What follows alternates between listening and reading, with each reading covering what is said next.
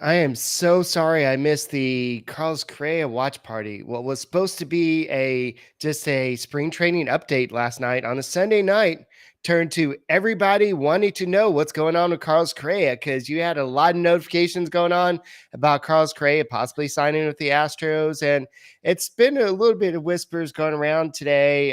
There may be signing soon. Who knows? I know there's a lot of talk on the radio about him signing in somewhere by the end of Friday. I don't know. This is getting exciting. I know I've been kind of uh, negative or down on the Astros re-signing Carlos Correa, but who knows? Maybe this is the time, and we'll talk about this and give you some updates at spring training on this edition of the Locked On Astros podcast.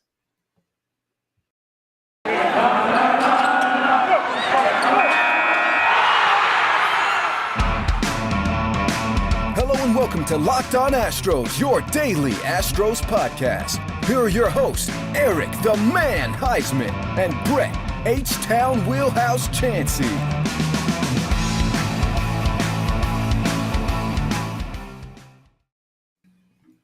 We are Locked On Houston Astros, and we hope that you join us for a daily Locked On Astros podcast. My name is Eric Heisman. You can find me on Twitter at Eric Talk Stros. Find the show at Locked On Astros.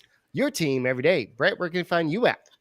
Well, they can find me in a room with LEDs in the background that are actually colored orange, not pink. No, you can find me at H-Town Wheelhouse on Twitter and Instagram, and at Stros411 on Twitter, Instagram, and Facebook. Always positive, always Stros. And you know, Eric, last night's show, it was crazy. And I'll just have to tell you before you continue the intro, like things were literally being tweeted like in nanoseconds. And then when some of the bigger guys got involved, it was like, oh my gosh, what's going on?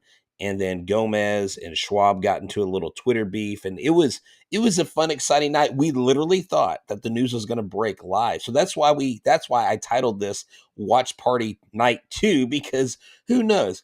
Maybe we'll be blessed with the news that Carlos Correa signs with the Astros. Glad you're here, Eric. I was bummed. I kept telling Rip, if Carlos signs and Eric's not here, I'm going to be upset. Yeah, I was a little bit under the weather, so it was probably better that my voice was still not there. So I'm a little bit better today. So, guys, thank you for making Locked On Astros podcast your first listen. And whether it's on YouTube, keep on subscribing, keep on making us your first listen every day, whether it's on YouTube or the audio version on Apple, Odyssey, Spotify, wherever you listen to your podcasts. Make sure you listen to Locked On Astros podcast daily, especially now that the lockout's over and the excitement of free agency and trade season is here. Wow, it's like, what the heck are the Twins doing? The Yankees are getting older, and the Rangers are trading and they're signing, and there's just like a lot going on. Fernando Tatis Jr. is out for a while, and then something else is going on with Lance McCullers that we'll talk about in a little bit as well. But I do want to go ahead and get into this Carlos Correa. I do think that Carlos Correa is gonna, with everything I've heard over the past 48 hours, I would have to say that with all the options, I think the Yankees are out. I think the Yankees have no interest at this point of bringing in Carlos Correa. I think the Dodgers never really had any interest in bringing in. There's too much bad blood. Why would you? And I think I said that months ago. Why would these guys want to bring in somebody that supposedly, not supposedly, but we don't want to get into that part. But I just don't I don't see the Dodgers and the Yankees. They're the ones that could spend the money on them. I know you might say, well, the Padres need shortstop now that Tatis Jr. is out, but they have CJ Adams, I think his name is. He's ready to play shortstop for them, so I think that he'll make the leap and fill in for that. So the Padres also have already spent a lot of money. Don't look at the Mets to do that, because they already have Lenore over there. So there's a lot of big names that are out there. I know that the Cubs have had interest, and the team that I would look out for is still the Braves. I know that you and I were talking before show that they may come in late and make a kind of offer to kind of raise the Astros price a little bit. But at some point, it may be just the Astros bidding against themselves at some point. Yeah, I believe the Braves are somewhere in the mix there. We haven't really heard anything. There have been a few minor Twitter accounts talk about how the Braves have been in talks, and that's caused the Astros to up their offer. And I mean, look, people have sources, and people are reporters, and people have larger followings than we do. And what I've tried to do is dig through the minutia of it all and dig through the real stuff and the stuff that's not so real. And what it's come down to this is that Jim Crane, I believe, is in an all-out effort to keep Carlos Correa here, to figure out what it is that he can do. Now, initially, I reacted to a tweet, and I was going to kind of correct this because Eric made a point earlier, and I believe this point was reiterated during the day when I was talking with someone. When Buster Olney tweeted out that if Carlos Correa signed the 1-year deal, that Boris would get all the money. If he signed a multi-year deal, his previous agency would get like 70%. Eric made a good point with me before the show. He's like, Carlos doesn't care who gets the money. Like, Carlos just wants to get paid. And so that's true.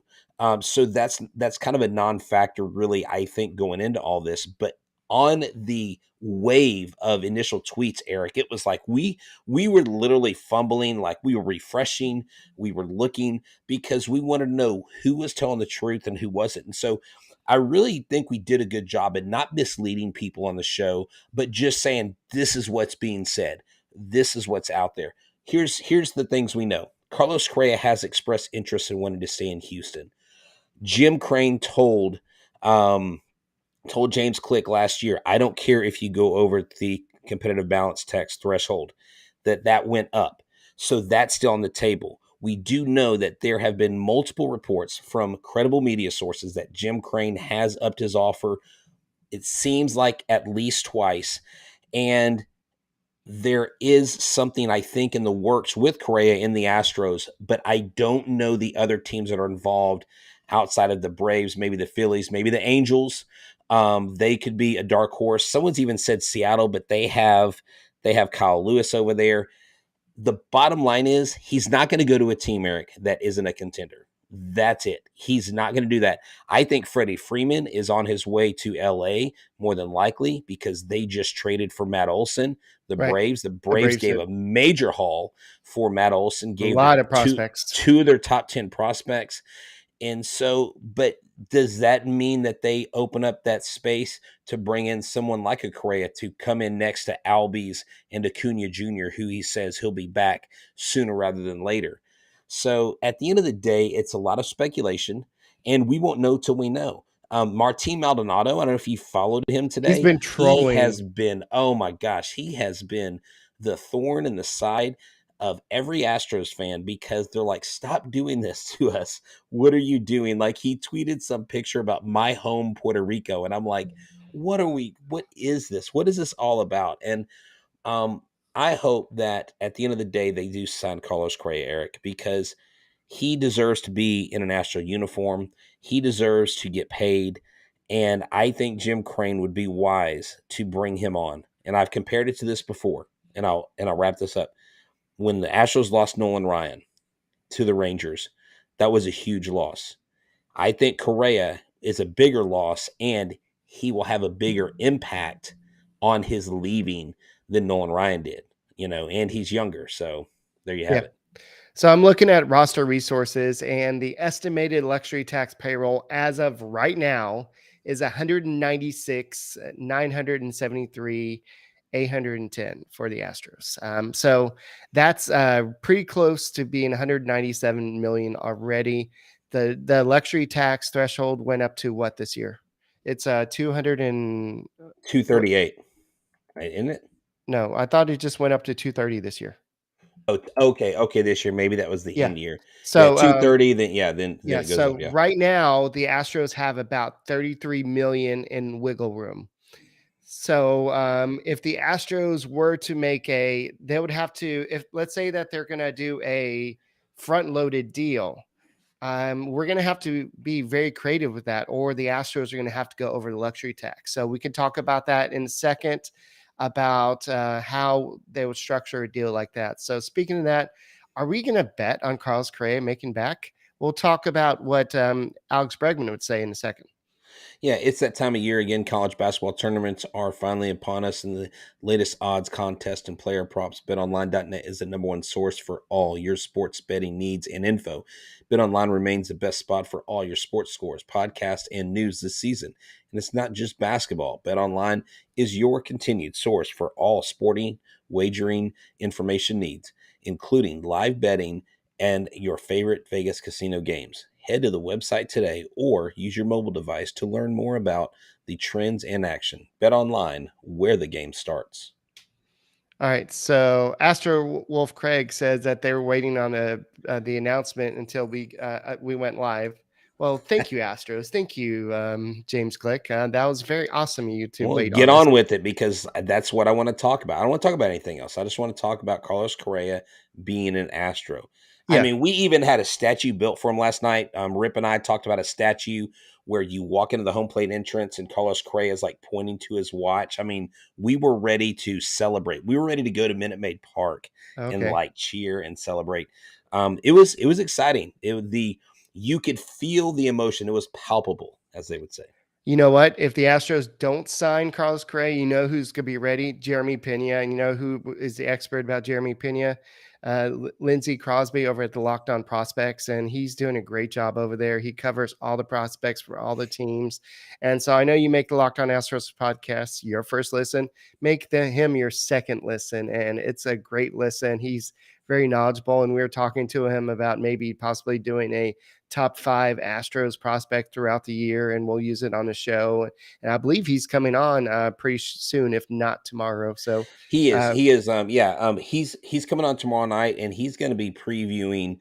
I gave him specific prospects and a specific angle where I want him to go, and he's going to get y'all caught up on some of the top guys and maybe guys that you wouldn't think of and what kind of moves he sees them making this year. It's going to be very informative and a great episode. all right, so I kind of teased it before the break. Alex Bregman had a comment. I believe when asked about whether Carlos Correa would be coming back, and I believe his words were like, "Heck yeah, I think we have a chance."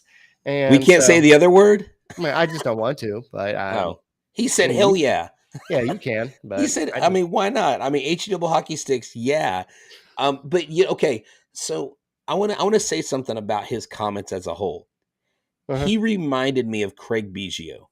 Craig Biggio, if you remember his pressers or when he was interviewed in the clubhouse, a lot of times he gave answers that were very like broad, sweeping statements. There was nothing like he wouldn't give me. He was like, "That was a great team win." He would say like these almost these coined phrases. And Bregman had this same kind of Biggio type of candor on the camera. I loved it. I was like, this is like Craig Biggio 2.0. I love Bregman's almost like this snarky, like, I'm not really going to tell you what I'm thinking. Or if you ask me a question I think is dumb, to kind of laugh it off a little bit. But yeah, when he said, "So is he coming back? What do you know?" I mean, they were pressing the guys, Eric. Did you see the Jose Altuve thing? Did you see him press Altuve? No. What Yeah, happened? so they pressed Altuve, and Altuve's like, "Hey, he's my buddy, like, he's my friend, but we don't talk about the contract." Oh yeah, yeah, I saw that. Yeah, I saw and that. I saw that Altuve was talking to James Click earlier today. He was like, "Hey, so what you got going on with my buddy?" And I don't know if that's what he was saying, no, but yeah, I was like, "Hey, we got a bobblehead, we got a handshake, we got to get this thing we done." do the hugs after. Don't you want us to do the hugs after every game, James? Come on, make it happen. Come on, And Jimmy. so, but what I like is I think it was John Heyman said yesterday. Once Jim Crane gets involved, that's when deals get done. And I don't know if you talked about it yesterday, but Justin Verlander's second year is not automatic. I believe he has to reach 130 innings in the next year to go ahead and where the second year to vest. And knowing the competitor that Justin Verlander is, I don't think 130 innings is going to be an issue, depending on how he bounces back from the Tommy John surgery. So And one thing that he said, and like I said, I know you were absent yesterday because you were under the weather, and I don't know if you caught it, but he was saying that for him, it is he believes that he knows his body well enough that he is at an advantage having 3,000 plus innings under his belt, to where I think if anyone can do that 130 innings, it would be Justin Verlander coming off of Tommy John surgery. Yeah. So I know that we talked about Randy McIlroy's offer. Apparently, I don't know if that, I mean, like his offer from the Astros. The 6 years, 210. Yes. He was literally So, the only one that that reported that, yes. wasn't he? And Okay. apparently, in a recent article by The Athletic, the biggest year offer was the 5 years, 160 million. Is that what it was? So apparently that offer was never actually official offer, but Randy kind of doubled down today and said, "Oh, keeping Carlos Correa can still happen for the Astros if Jim Crane can get creative. Carlos knows he can stay and be a contender. That's important to him. 6 years, 210 can still make sense." But that number could and should go up as talks continue. Carlos So getting calls from front offices, and FaceTimes from his Houston teammates. So okay, well, so is he kind of saying that I'm the one that came up with that number I in don't that know. tweet? You know, and that's the thing. That's what we have to realize is the bottom line is this. Even if someone says, "Hey, I'm connected with the player, or I'm connected with the club, or I'm connected with the agent," if they're not the people that need to know, they're not going to know. All right. Now, they may get hints, they may get little nuggets of information, but they're not going to know the details. But Right. what we do sometimes is we look at people who might be a little bit smarter than we are when it comes to legal things and contracts. And I actually would think it would be good for us to go over, like you said, how they would structure a deal with a third and a 6 year opt out, and we can give our friend credit there when we get to that point. But at the end of the day, Carlos Correa wants to get paid. He deserves to get paid what he's worth. And if he can meet the Astros there, where it's a high enough AAV and it's a 6 to 7 year deal with some opt outs in there, then I think it's a deal that can get done. Even if you sign him for 3 years and you let him walk after that, at least you have him for 3 more years. I mean, Yeah. Eric, these are the four guys, this core four: Bregman, Altuve, Correa, and Yuli have more postseason games under their belt than anyone in Major League history. Why are we going to break that up now? Yes. So I think this was Buster Oni, but or somebody said this. I forgot who it was I got this from, but agents have been predicting for weeks that Correa could take a deal in a range of 6 years with the Astros at a high salary with an opt out after the first year. It mitigates some of the risk from him, and Houston would get a key player back. Crane has no interest in rebuilding. So, what that would mean is basically he can get a huge contract for 2022, maybe even 2023. The Astros go over the luxury tax threshold for this season and maybe even overpay for him next year. Uh, Pay him more than Francisco Lindor is making this year, and then whatever Carlos Correa wants to do right now. But Carlos Correa's value is at an all-time high right now. The only problem is that the market right now is not really a great market for him to So, be looking for a long-term deal. so who is holding who up? Is the Freddie Freeman deal holding up Correa, or is the Correa deal holding up Freddie Freeman? Because I know the Correa deal is holding up Trevor Story's deal for sure. Yes, I think the Twins are really kind of they made all those trades to, I think, get Trevor Story. I know they have no shot at Carlos Correa, but they can go in there and sweep in. I heard some people saying that the Orioles could get Carlos Correa. I'm like, Carlos Correa likes to win. I don't think that he wants to go to Baltimore. So that's why I don't think the Cubs are really ready to win right now. Carlos Correa is a good player, but he can't carry a whole team. Now, if they still had like the Chris Bryants and a whole bunch of players they traded away, then that'll be a different story. So I just think that it's down to the Braves the Astros, maybe the Phillies, if the Phillies really want to get involved. But Yeah, and see that's why I've been thinking the Angels all along, but why would he go to the Angels if he wants to play for a contender? You're not going to go from one of the winningest clubs to one of the losingest clubs, if right, that's a word. Um it's mind-boggling to me. you But want to talk about Brandon's tweet real quick? yeah, yeah, let's B-ball do lawyer. that. So B-ball lawyer, he's my old Talking Stros co-host, but he put this on Twitter, and I think this is a cool idea. He suggested 10 years, 310 million for Carlos Correa for the Astros. The first 6 years at 35 million per year, that would still put the Astros 2 million over the luxury tax threshold, according to my calculations. That means they can't make any additions at the trade deadline. They may have to trade some talent away or something like that. Well, they could, but it would cost. Yeah. Yeah. If you're once you're over the luxury tax threshold, you might as well just keep on You might as well adding. just keep spending. Yeah, but remember, you have the different levels Right. of it, and you don't want to Yeah. get to the Steve Cohen Yeah, the threshold. Astros will never get to Steve Cohen rate, but yes, Anyway, so the great first point. 6 years, he suggested maybe 35 million per year, and then the last 4 years would be 25 million per year.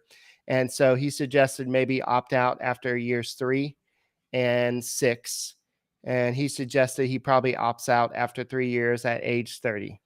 So I don't know. I mean, I think that Carlos Correa, I don't know if he would like that 25 million at the end of his contract, but the 35 million per year at the start, that wouldn't be more than what Francisco Lindor is making at the moment. So that would be front loading the contract a little bit, and that would be getting it done.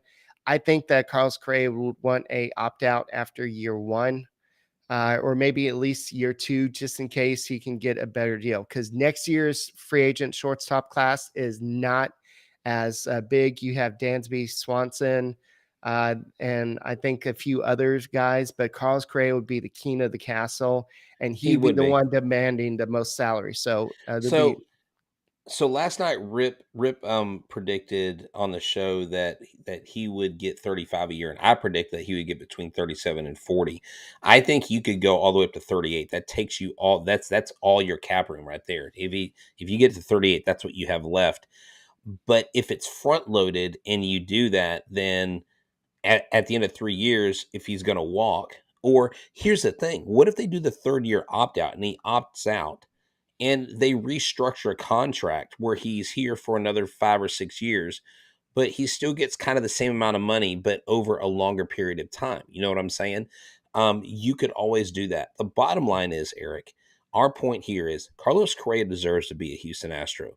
Jim Crane, I believe, is doing his work. And if anybody talks about how Crane is cheap, you genuinely have not been paying attention to anything that he's done. He's not a cheap owner. He is the best owner in Houston Astros history. I said that on last night's podcast, and I'll keep saying it, that he makes king type moves. He puts the right people in the right place. And hey, a little side note. Someone said, Martin Maldonado, you would be a really good, if you're not a coach, you could be the Astros social media director. And he said, that's a nice idea. And the Astros like actually followed up and said, that'd be a good Yeah, idea. I saw that. That was I great. think it was Chandler Rome or somebody said that. So I think that's who said it. And so, yeah. Okay. So Yeah, no, Martin that's Maldonado has been trolling a lot, and it's like, oh man, he is he I is he wonder, is damaging some Astros fans. yeah, I wonder how he would be kind of doing those emojis with a Built Bar. What Oh, emojis could he be doing? I don't know. So Built Bar is the best tasting protein bar on the land. It's that time of year where we're thinking about March Madness. We're thinking about summer getting here, spring break, and you have got to say, you're like, man, it's about to get hot. I need to get into, I've got to go to the beach. I got to go to spring break abs. Well, let me tell you how to do that. Grab a Built Bar. Why? Because it's a healthy alternative to a candy bar. It's wrapped in 100% chocolate. Most of them average 130 grams of 130 calories, 4 grams of sugar, 4 grams of net carbs, and only 17 and about 17 grams of protein. They have the built puffs, they have built bars, everything you want in the built kingdom. Just go to built.com and use the promo code LOCKED15 for 50% off your order. That's lock15 for 15% off on your order at built.com. Built Bar, the best bar in the biz. All right. So this guy named Kevin on Twitter, I'll give you some. His Twitter handle is Limp Batty Mormon, but uh, Hold on, stop. Hold on, pause. Limp, batty Mormon. sure, yes. Oh, But anyway, okay. We've got a rogue Mormon on the phone. he put out there yesterday that if Carlos Correa is on the Astros opening day roster, I am going to run on the field and hug him. So we need to remember this, because if he doesn't follow through with that, then and he doesn't get a ticket, then we're going to call him out on that. Okay, I actually called him out and I told him you will not do that. I basically said no, you're not. But and I almost went with the whole like tweet. If Carlos Correa signs with the Astros, I'll get an Astros tattoo. But I'm not going to do that. I'm not going to get a tattoo for anybody. Sorry. I'll wear the hat. I'll wear the uniform. I'll wear the gear. I ain't going to get tatted up here. So At, yeah, at at the end of the day, Eric, the Astros without Carlos Correa or with are still the odds-on favorite right. to come out of the American League to go to the World Series. Yes, a lot of people are talking in the chat about Con McHugh, and I know that a lot of people are talking about him come on as a free agent. But his wife has said, yeah, a lot of teams are calling, but we haven't heard from the Astros. But So do you think though? But do you think that if I addressed this in the spaces earlier, like surely she's not going to say everything. She's not going to reveal everything. I mean, maybe they are talking. I don't know. Maybe she's just that candid and that blunt, doesn't care. She seems like she doesn't really give a flip what other people think, yeah, because I'm pretty she sure pretty she much wouldn't care. tweets free willed. Right. But yeah, Colin McHugh is interesting. Andrew Chafin, I think, would be an excellent pickup. Heck, Kenley Jansen's out there now. I don't know what kind of price tag Kenley Jansen, but can you imagine playing the Dodgers in the World Series and putting Kenley Jansen, Ryan Stanek, and Ryan Presley in the back end of our bullpen against the Dodgers and beating them? I mean, that would be top notch, in your face revenge baseball. Right.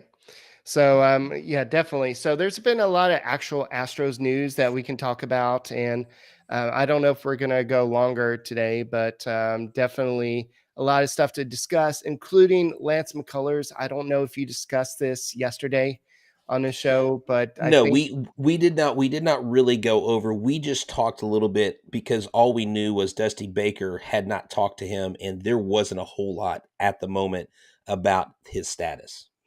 all right, so let's pause the Carlos Correa talk to talk about actual news. So Lance McCullers, we knew that he went on a podcast, and he basically came out and said that the lockout has basically slowed him down and maybe caused him to have a setback because he wasn't working with the Astros trainers. And so this kind of came back, Dusty Baker said that he suffered a setback or two while rehabilitating this winter. And when he was asked if he would pitch this summer, he said, hopefully this season. He said, hopefully.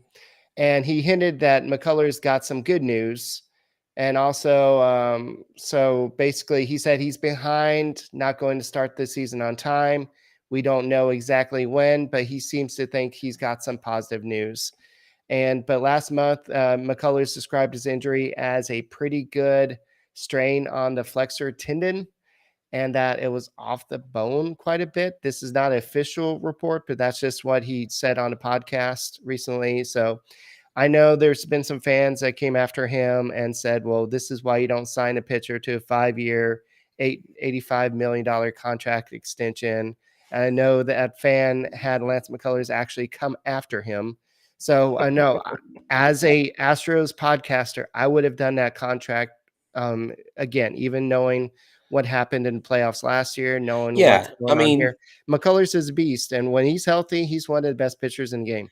he is. And, Jay Roberts actually brings up a good point. He says the later start in the season bodes well for LMC, if you ask me. And that's true. And his durability has always been a question, but Lance addressed it and he said, look, I want to be out there pitching.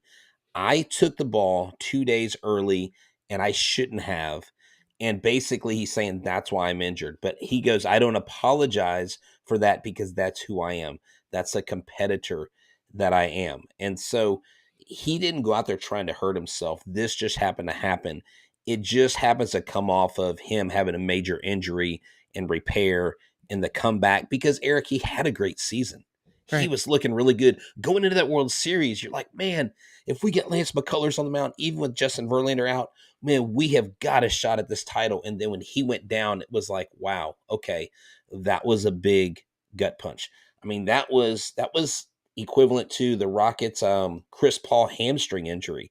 It really shifted things for that team. And I think just that on top of Bregman's injury. Oh, to mention Bregman in the World Series, they asked Bregman, do you feel like your hand injury last year affected your performance? He goes, I don't know. Not really. I guess kind of. Like he just totally went like, it wasn't that big of a deal.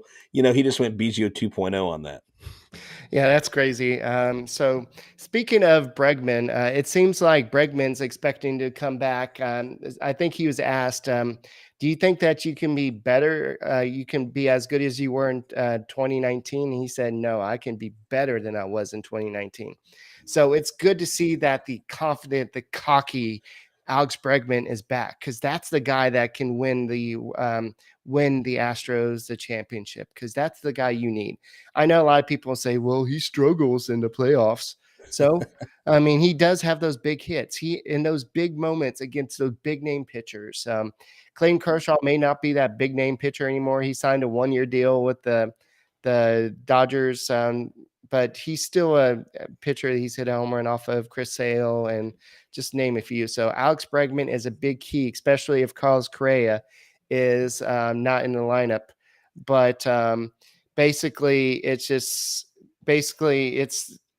cool to see that he feels healthy. And last year, kind of like Bregman, he was playing when he probably shouldn't have been in the World Series. But when you're a competitor, you just want to be out there. You want to be out there helping your team.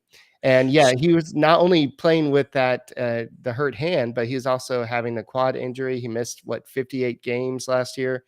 Oh, he only played in 58 games last year. So it's just Right. a lot of stuff going on with Alex Bregman. So, Eric, are we still under the same precipice that we were last night? That the Astros are still continuing to engage with Carlos Correa? That, I mean, last night the buzz was a deal could get done while we were on air. I mean, do you think there's a possibility, even a slim one, that we could be talking and get a tweet I, come across our phone? I think so. I mean, I really have a good feeling that something is going to go down tonight. Who knows? I just think that Astros and Carlos Correa, because if Carlos Correa really does want to come back to the Astros, he knows that they need to make their final preparations for spring training. Whether that be if they need to make some space for him on the in terms of the CBT, do they need to trade?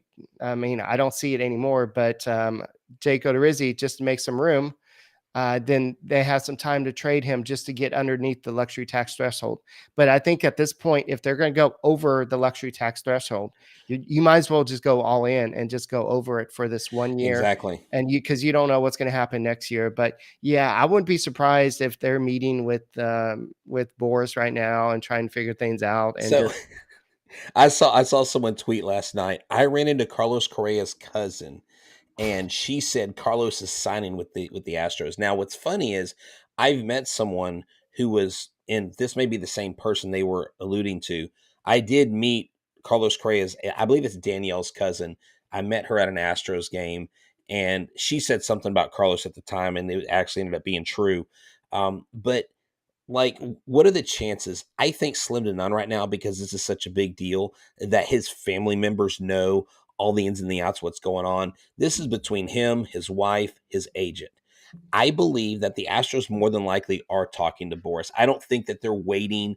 I mean, it is 9:05 Central Standard Time right now as we're recording this, and it would be crazy to think that they weren't actually talking. yeah. But to kind of take a side note, I see some people in here mentioning Luis Garcia. Eric, what a welcomed picture seeing Javier, Garcia, and Urquidy walking into spring training. How cool was it to watch the Brian McTaggart videos of all the infielders taking infield, hearing the crack of the bat, seeing Altuve launch baseballs into the outfield, watching them take ground balls. I mean, baseball is back, Eric. We have really gone full circle, made a complete 180 turn from where we were last week. Almost depressed, uh, just dismal, Right. just this cloud hanging over us, and now all this optimism and the possibility of Houston's sun returning to Houston. Yeah. Who knows what's going to happen? I just think that Carlos Correa is just a natural fit. But I mean, it's just funny how like a few days just like motivates you, and just like it was just like, oh, get over this with this lockout. But the Astros, according to Fangraphs and roster resources, have about 33 million in wiggle room. I know you said that Rip Griffin said what, 38 million. I I thought it don't. was I thought it was 38. That was me. I may have miscalculated. I was just going off of I thought we had 38 million in cap space. But Yeah. is it 33? Well, yeah. So the estimated tax right now, Larry GM might know better, but it's 196, about 197 million as of right now, according to roster resources on Fangraphs, as of right now. So we'll have to see. But yeah, I think that Jim Crane has realized that if he really wants to keep Carlos Correa in town, he's going to have to up his ante. He's going to have to get off that 5 years, 160 million. I don't know if that 6 year, 210 million is going to be enough. Well, That it's going to have to be north of 200. I mean, Yeah, the figure's going to have to be north of that. And there what has to be worried opt out because well, Carlos right. Correa is still young and he still wants to capitalize on. He's coming off a career year for him, and Okay. he had one of the best. 38 was before Was Nico. before Nico Goodrum. So Okay. thank you, Larry the GM chimes in with the vital information. Appreciate it, sir. Yeah, I knew it was 38. I just didn't realize the Nico Goodrum. I mean, obviously you're signing a major league veteran, and so he's gonna have, a few million on the table. Eric, at the end of the day, so let me ask you this, because I got to ask Rip this last night, and I want to ask you, if Carlos Correa does resign, what do you do? You're GM. What do you do with Jeremy Pena? Do you Um, convert him to an outfielder? Well, I mean, if he gets ready and he's ready by June, you can't bring him up and play platoon with Carlos because you just paid him all the money. Well, the Reds are doing a fire sale. Would you package him in a deal for Luis Castillo? I mean, that I'm not saying I you would, could, but right, would you? but that would be a good problem to have. I mean, um, you would Because we don't hate know that what's for going on with Lance McCullers, but the Astros have been a team that's been super cautious before getting Jake Odorizzi when Framber Valdez was going to miss up to 2 months with a right. finger injury. He came back a little sooner, but now you have Jake Odorizzi on the roster, who's probably a valuable asset now. Now that we know that McCullers could be out for maybe 2 months or so, we don't know exactly how long.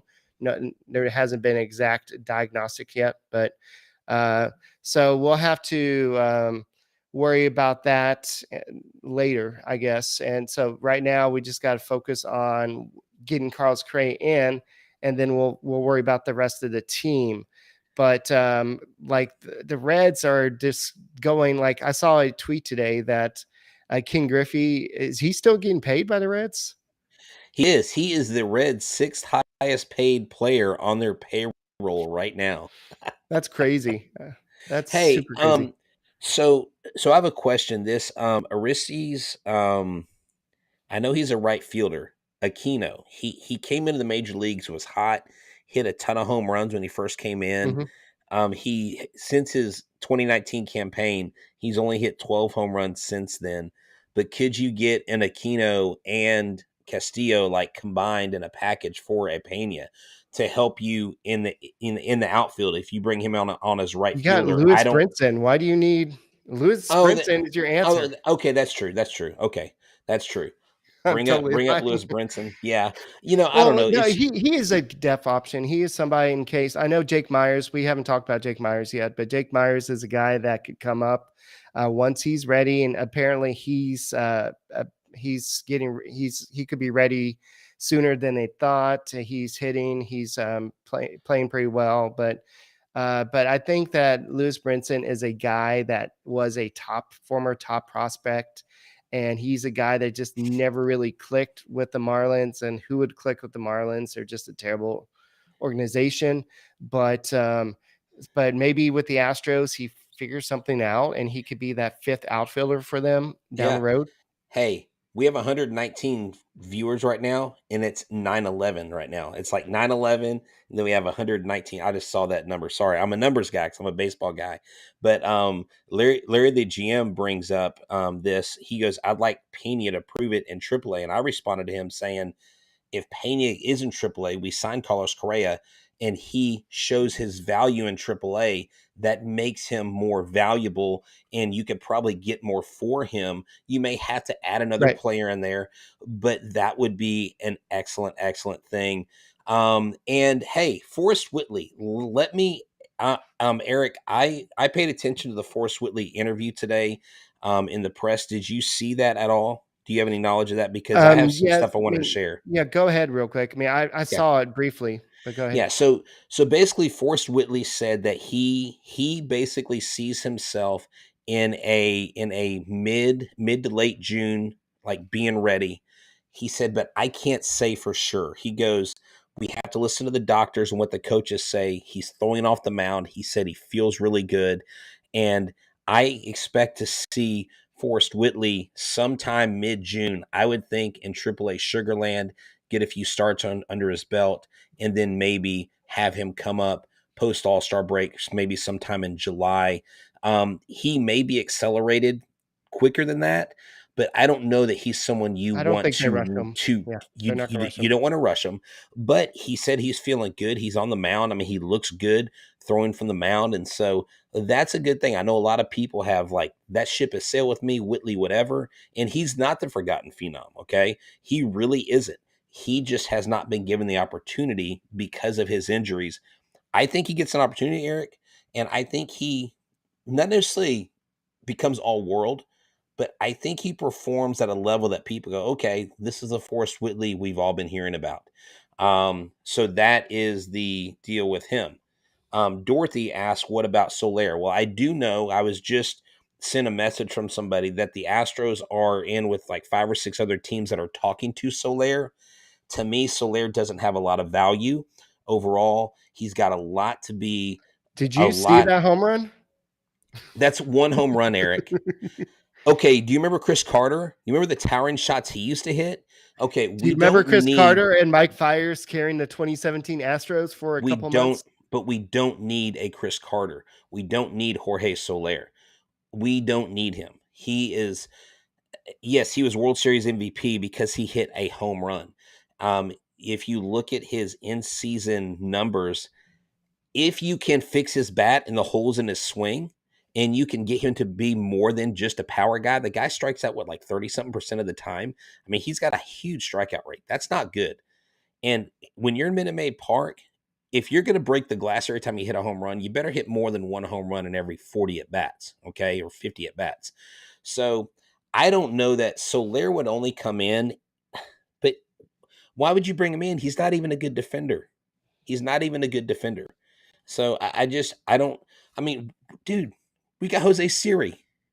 Why would we bring in Soler? We got Jose Siri. And Jose Siri's faster anyways.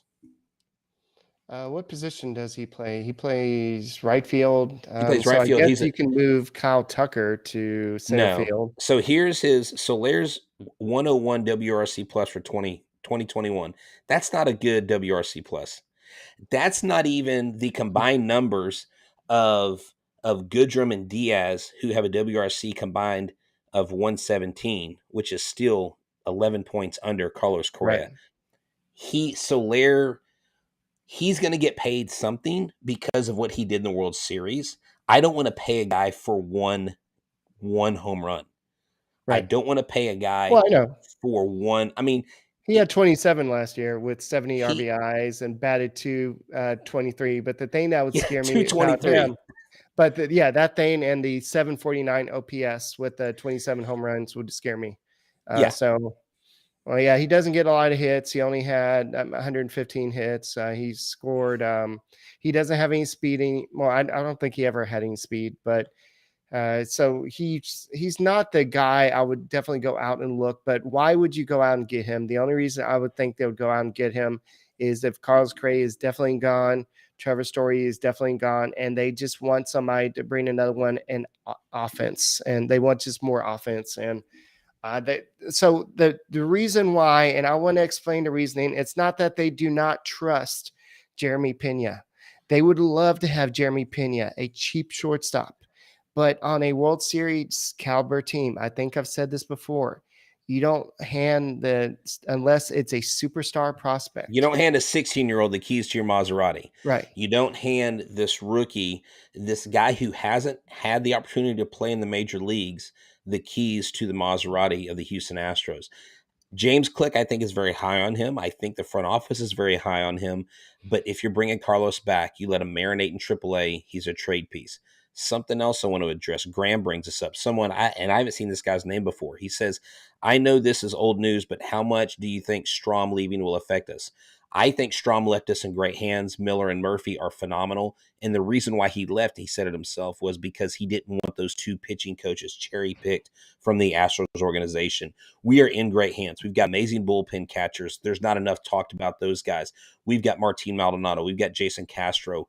The battery that we have, and when I say battery, I mean the battery of pitching coaches and people in the bullpen is phenomenal. We are set. We may not have the most elite bullpen top to bottom, but we have the coaching to make up for the areas we where we are lacking.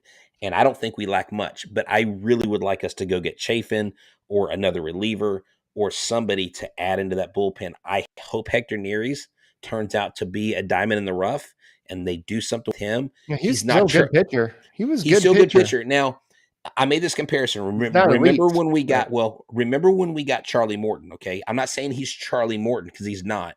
But Charlie Morton, when he came here, was basically damaged goods. Nobody wanted him, right? We turned him around. Right. They can do similar things with the Hector Neris that would make him very, very effective. All right. So what's this? Oh, hey. Right. Oh, hey. Oh. Hey, check What's this out. Graham, who I just read his question, said, and I want to highlight this. He said, I've listened to your podcast on audio for a couple of years. This is my first live stream. Good to be here. Hey, thanks for coming. Thanks for showing up. We appreciate you guys. We love the conversation that's going on in the chat as well. We got a lot of people on tonight. This is awesome. Let's just come on. Let's check Twitter. Is there anything news breaking? Anything going on? No, not anything that I can see. So I keep on refreshing, but I really think it's gonna happen sometime soon because I think Carlos wants to get back with the boys. And if you want to get with the team that wins, the Houston Astros wins, and you want to do that. And so it just makes sense. But I see a short-term deal with the Astros. I mean, not. I see them doing a long-term deal, but with the opt-out, like maybe kind of like B-ball lawyer suggested, maybe opt out after 2 or 3 years, where he can still go get that huge mega deal. I think that there's so many teams trying to figure out right now if they want to be buyers, they want to be sellers, because you have the Twins that are like totally restructuring their whole team right now. Then you have the Reds who are almost playoff contenders last year. And now that there's 12 playoff teams, I think that's what they did. But they decided to just totally gut their roster and they're trading everybody. It's like the 97, I think it was 97 Marlins where they just traded everybody. Yeah. And so it just like, I think it's just the worst time for Carlos Correa to be a free agent. Not only that, was all the other free agents, shortstops signed before the lockout. And so now all these teams have had a time to kind of think about it. But basically, I know Edward says that we should stay on until Carlos Correa signs. I don't think we can stay on that long. We But hey, one, we can stay down a little bit. I mean, dude, we got 135 people. We can cut the audio at this point. I'll remember that. And then this. So here's the thing: if you get cut off at some point during the audio, this is all the more reason to come to our YouTube channel, subscribe when we're live, especially things like this. I wanna address Aiden's question, and Eric, I'm gonna throw this to you. He said he just joined recently, and he didn't know if we had gone over this, and we haven't. Eric, what are your expectations for the Astros this year? But I'm going to give it to you in two forms. With Carlos Correa, what are the Astros' expectations for you this year?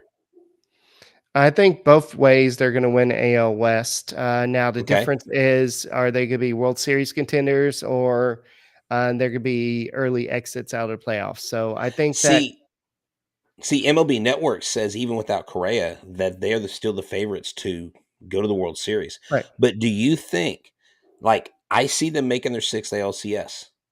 Do you think without Carlos Correa that is the reason they don't go back to the World Series, or do you think this team's built strong enough with enough depth to fight through anything they face and make it back to the Fall Classic?